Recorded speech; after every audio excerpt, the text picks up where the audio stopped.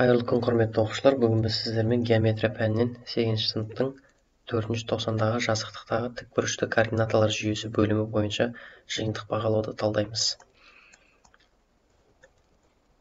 Енді бірінші есеп, оқушылар. Бірінші есеп. С нүктесі А кесіндісінің ортасы. Егер С нүктесі -2-де 3 және де А нүктесі -6-да -5 болса, Б нүктесінің координатасын табыңыз дейді. Енді мына жерде шеткі мүшесін белгілеп қойық. Мына жеріміз А болып тұр. Ал мына шеті бізде Б болып тұр. Осының дәл ортасы С деген сөз. Және де бізде С нүктесінің координатасы берілген. -2-де 3 болып тұр. Ал А нүктесінің координатасы -6-да -5 болып тұр. Ал Б нүктесінің координатасы бізде белгісіз, демек олар X болады, біріншісі, екіншісі Y болады деген сөз. Демек мына А мен Б-ның қосындысының жартысы бізде С нүктесіне тең болады деген сөз. Себебі дәл ортасы деп тұр ғой бізде. Демек оны былай таба саламыз. -6-ға қосамыз X-ті, және де жартысы болғандықтан 2-ге бөлеміз. Сол кезде бізде С нүктесінің X-ындағы тұрған санға тең болады, -2-ге. Дұрыс қой, мен мыналардың бірінші сандарын қосып жатырмын. Соны 2-ге бөлсек, С-ның бірінші тұрған санына тең болу керек. Сол кезде -6 қосылған X тең -4 болады. Себебі мына 2, мына -2-ге көбейтіледі. X табатын болсақ, мына -6-ны қарай +6 қылып жібереміз. -4 +6 ол бізде 2-ге тең деген сөз. Енді Y-ті де дәл осылай табамыз. Демек біз -5-ге Y-ті қосуымыз керек. -5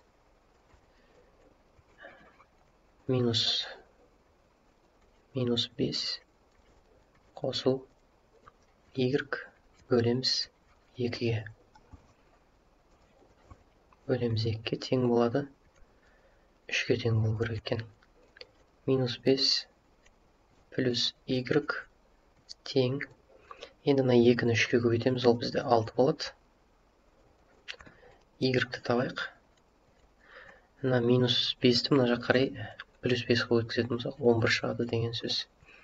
Сол кезде жауабы бізде Б нүктесінің координаталары 2 болады, және де 11 болады деген сөз. Бірінші есеп аяқталды. Енді екінші есеп шығарамыз. Екінші есепте бұл жерде АВ центрі болатын шеңбердің диаметрі. Шеңбердің диаметрі берілген. Және де бастапқы нүктесі, соңғы нүктесі беріліп тұр. А 8-де -3, Б -2-де -5. Шеңбердің центрінің координатасын табыңыз дейді. Бұл жерде де тура жоғарыдағы есеп сияқты болады. Біріншісі диаметр деген, ол шеңбердің диаметрі мынау болады. Дұрыс, шеңбердің диаметрі.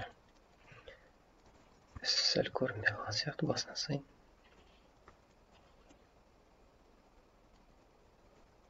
Мына жер енді А нүктесі болады.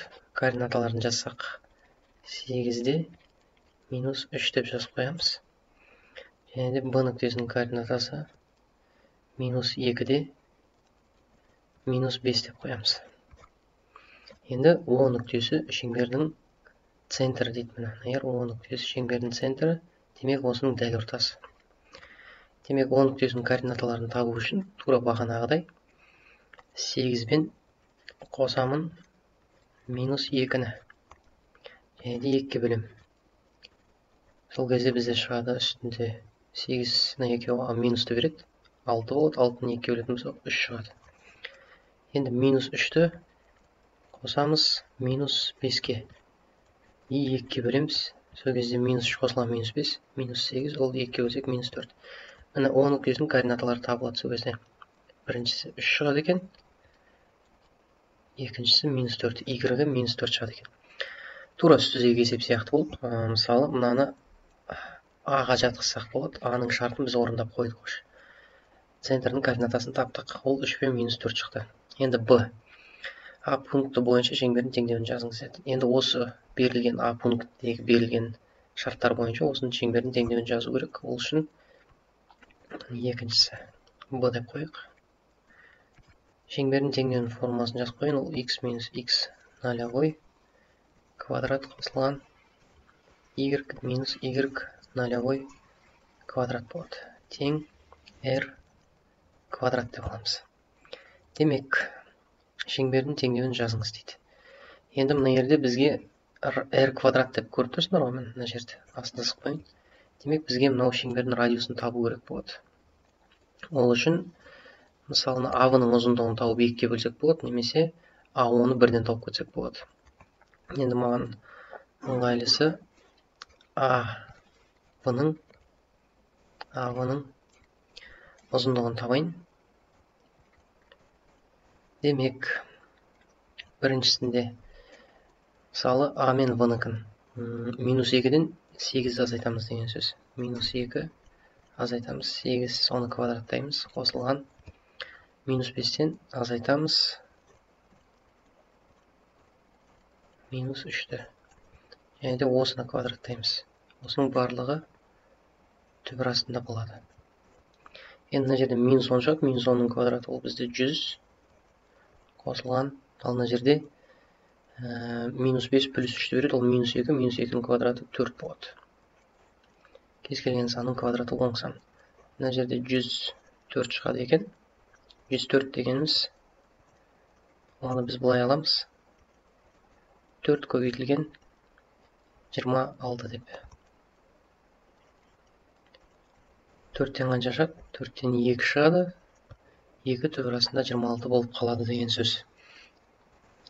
Енді осы R дегеніміз бізде, R дегеніміз радиус AO-ға тең. Ал AO дегеніміз AV-ның жартысына тең болады. Өзде AV дегеніміз бізде жаңа ғана таптық. 2 түбір астында 26. Оны 2-ге бөліп тастайсыңдар. Өзіне 2 мен 2 қысқарды да түбір астында 26 шығады деген сөз. Енді бізге не істеу керек? Енді бізге шеңбердің теңдеуін жазамыз деген сөз. Тура бағана формула бойынша, мына жердегі. Мына формула бойынша. Демек, x минус бағана 10 нүктесіне қараймыз мына жерге. Бізде x нолевой 3-ке тең. X нолевой 3-ке тең. Үстіне жазып қояйын. Себебі бұл шеңбердің центрі ғой. Ал y нолевой бізде минус 4-ке тең деген сөз. Демек, x минус x нолевой x минус 3 квадрат болады деген сөз. Қосылған y минус 4 демек формуламен екеуінің 4-тің өзінің минусымен плюсті береді. Және де тең r квадрат деп тұр. R дегеніміз бізде түбір астында 26-ға тең. Демек, түбір астында 26-ның квадратын жазатын болса, ол бізде 26 шығады деген сөз. Міне Б пункті де бізде орындалды. Теңдеуін жаздық. Енді келесі есеп оқушылар. Келесі есепте мен бірден дайындап қоя салдым. Шеңбердің графигін сызып. Енді бізге x нолевой табу керек. X нолевой табу үшін x қосылған 3. Міне біріншісінде x қосылған 3. Тең 0-ге деп алсаңдар. X тең минус 3 болады деген сөз. Демек бізде x нолевой минус 3-ке тең деген сөз. Y минус 4-ті 0-ге тең деп алсақ, y тең 4 шығады. Y нолевойымыз бізде 4 деген сөз. Енді мына жеріміз бізде r квадраттың орнында тұр ғой. Демек, қай санның квадраты бізде 9. Ол 3-тікі. Демек, бұда r 3-ке тең деген сөз. Енді келесісін жазып алайық. Мына жаққа x минус 2-ні теңестірейік. X минус 2 тең 0. X тең 2. Енді бұл жерде x нолевойымыз бізде 2-ге тең болып тұр деген сөз. Y минус 4 тең 0 деп аласыздар. Y тең 4. Y нолевойымыз тең 4 болады. Енді мына жерде де r квадрат болып тұр. Қай санның квадраты? Бізде 2-ның квадраты болады. Екінші шеңберде. Енді мысалы, мына жерге қарайық. Минус 4. Центрін белгілейміз. Міне минус 3. X-тің бойында минус 3 міне мына жер. Ал Y-тің бойында 4 деген ол міне мына жер. Демек, екеуінің қиылысқан жері міне мына жер болады. және де екеуінің екіншісінде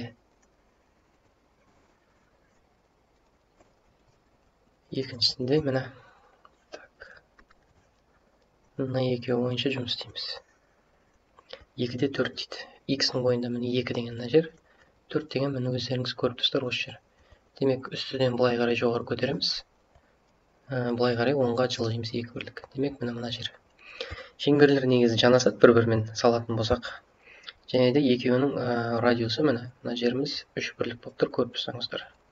Және де мына жеріміз 2 бірлік болып тұр. Кейде сіздерге екеуінің ара қашықтығын тап деуі мүмкін, екі шеңбердің центрлерінің ара қашықтығын. Сол кезде сіздер мына жерде 3 пен 2-ні қоса салып 5 деулеріңізге де болады, егер сондай шартпен келетін болса есеп. Ал бізде есеп уже аяқталды. Шеңберлердің өзара орналасуын анықтаңыз десе, жауабы ретінде былай жазып қойсаңыздар болады. Шеңберлер жанасады деп жазып қоя салайын мен.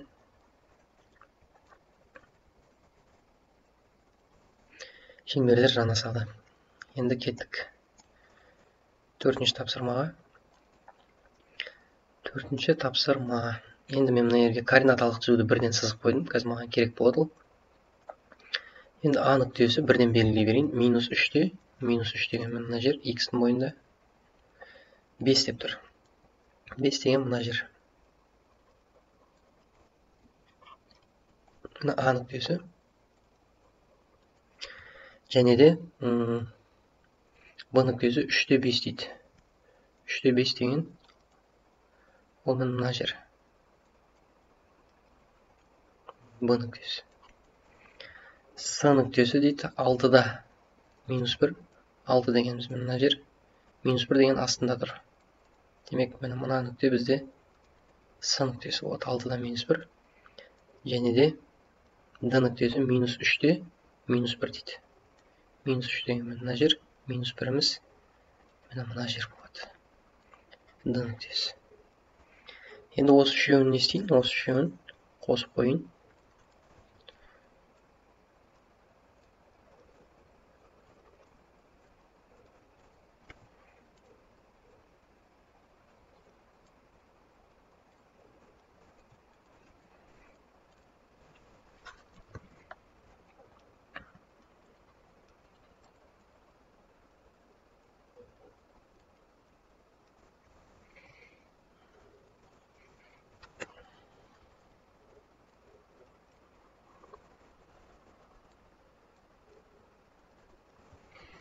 Түзу болды.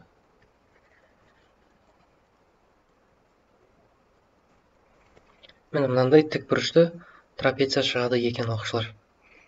Енді бізге шарт бойынша не деп тұрады? Трапецияның орта сызығы мен ауданын тап дейді. Орта сызығы дегеніміз мына жердің дәл ортасы болады. Мына жерді мен М нүктесі деп алып қойын.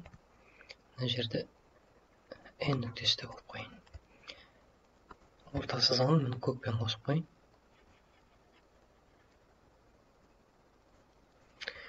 Енді орта сызығын табу керек бізге.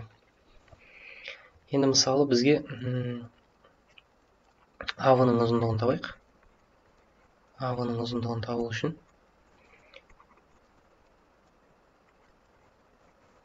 түбір астында. Енді АВ деген мына екеуі ба? 3-тен азайтамын -3-ті. Ол бізде 3 қосылған 3 болып кетеді. Формулада 3 бар. И 3-тің алдында өзінің минусы бар да. Енді мына жерде 5-тен 5-ті азайтады екен. 5 азайту 5 квадрат дейміз. Демек, мына жерде қазір 36 шығады түбір астында. Себебі 6-ның квадраты 36, мынадан 0 шығады, 0-дің квадраты 0.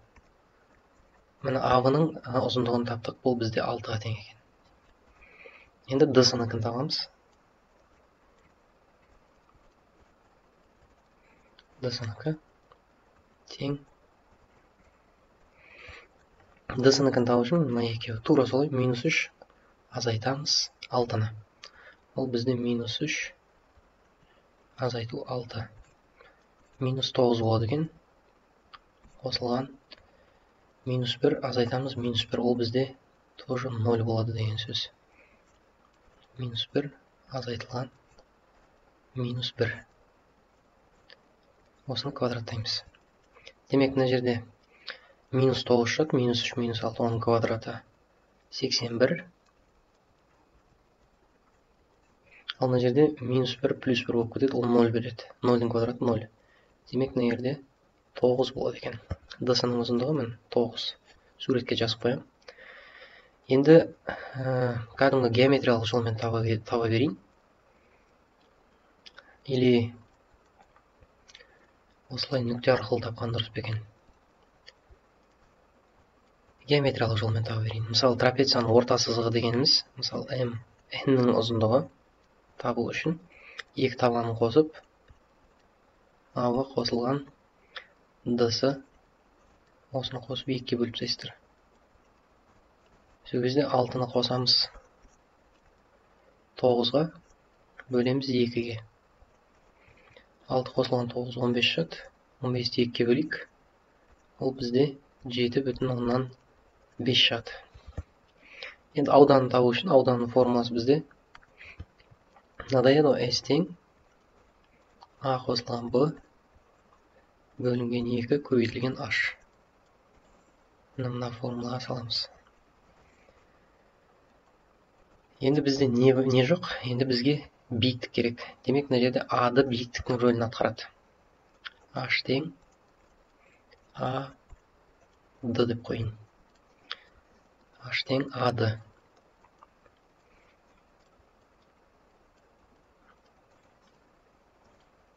H тең А-ды. Енді А-дының ұзындығын табу үшін, мысалы, А-дан Д-ға қарай барамыз енді. Тура бағанағы жоғары тапқан сияқты. А-ды тең түбір астында, енді Д нүктесі минус 3-тен минус 3-ті азайтамыз. Ол бізде минус 3 азайтамыз. Минус 3 квадрат. Енді бұл жерде 0 шығады, түсінікті. Минус 1 азайтамыз 5-ті. Минус 1 азайтамыз 5-ті квадрат. Енді мына жерде оқушылар минус 3 плюс 3 шығып кетеді. 0 шығады одан, 0-дің квадраты 0. Ал мына жерде минус 6 шығады, минус 6-ның квадраты ол бізде 36 болады. Ал одан қанша шығады екен? 6 шығады екен. Енді бізде биіктік бар. Демек, ауданын табу үшін А-ның орнында бізде АВ табанын аламыз. Ол бізде 6-ға тең. Қосылған В-ның орнында ол Д-сын аламыз. Ол 9. Және де қосып болсын 2-ге бөлеміз, көбейтеміз. H бізде А-дыға тең болған. А-дыны таптық, ол бізде 6-ға тең болды. Енді 6 мен 9-ды қоспас бұрын, так, мына жерде 6 мен 2-ні қысқарта салайын. Мына жерде 3 болады. Қосамыз 15. 15-ті көбейтеміз 3-ге. Тең бізде 45 шығады деген сөз. Осы бізде жауап. Мына оқушылар, мынау бізде ауданы, ал мынау бізде орта сызығы. Сіздерге талдау түсінікті болды деп ойлаймын. Түсінікті болса, назарларыңызға көп рахмет. Қазақ тілді арнаны қолдау мақсатында арнаға жазылып, лайктарыңызды басып, комментарийларыңызды жазыңыздар. Сіздерге көп рахмет. Келесі кездескенше сау болыңыздар.